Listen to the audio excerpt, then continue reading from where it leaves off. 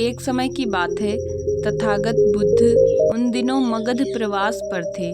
साथ में शिष्यों का बड़ा समूह भी था।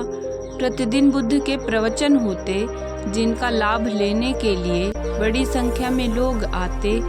इन लोगों में साधारण जन के साथ विशिष्ट हस्तियां भी शामिल रहती थीं। हालांकि बुद्ध सभी के प्रति समान रूप से प्रेम व आत्मीयता का व्यवहार रखते थे। इन लोगों में नगर सेठ का पुत्र भी था, जो बड़े ध्यान से बुद्ध के प्रवचन सुनता था। वह नित्य ही बुद्ध के शिष्यों के समक्ष बुद्ध की तारीफों के पुल बांधता और धन्य धन्य भाव से घर जाता।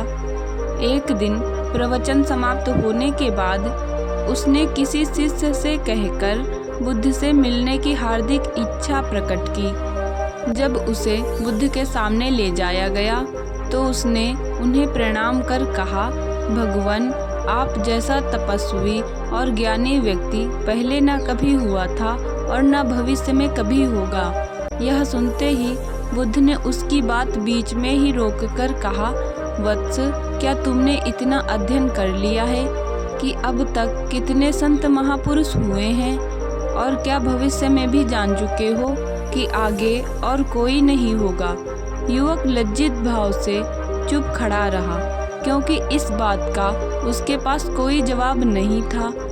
बुद्ध ने अपनी बात समाप्त करते हुए उसे सीख दी, सदैव अपनी आंखें खुली रखो।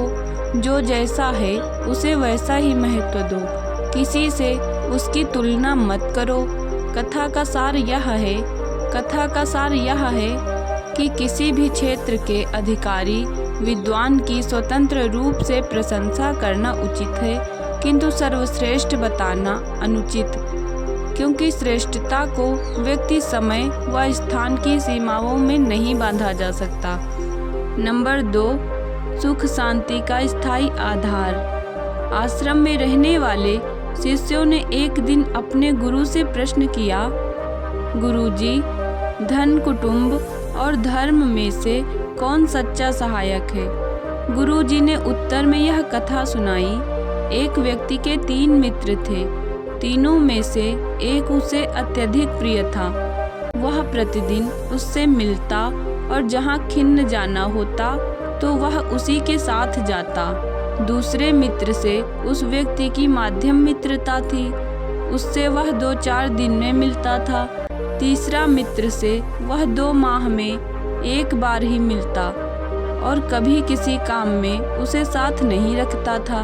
एक बार अपने व्यापार के सिलसिले में उस व्यक्ति से कोई गलती हो गई, जिसके लिए उसे राज दरबार में बुलाया गया।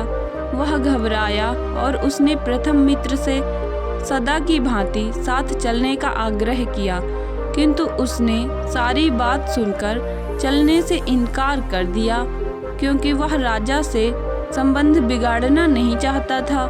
दूसरे मित्र ने भी व्यस्तता जताकर चलने में असमर्थता जताई, किंतु तीसरा मित्र न केवल साथ चला बल्कि राजा के समक्ष उस व्यक्ति का पक्ष जोरदार ढंग से प्रस्तुत किया, जिस कारण राजा ने उसे दोष मुक्त कर दिया। यह कथा सुनकर गुरुजी ने समझाया, धन वह है जिसे परम प्रिय माना जाता है, किंतु मृत्यु के बाद वह किसी काम का नहीं। कुटुंब यथासंभव सहायता करता है, किंतु शरीर रहने तक ही। मगर धर्म वह है जो इस लोक और परलोक दोनों में साथ देते हैं और सभी प्रकार की दुर्गति से बचाता है। सार यह है कि मनुष्य को अपनी वाणी व आचरण दोनों से धर्म का पालन करना चाहिए।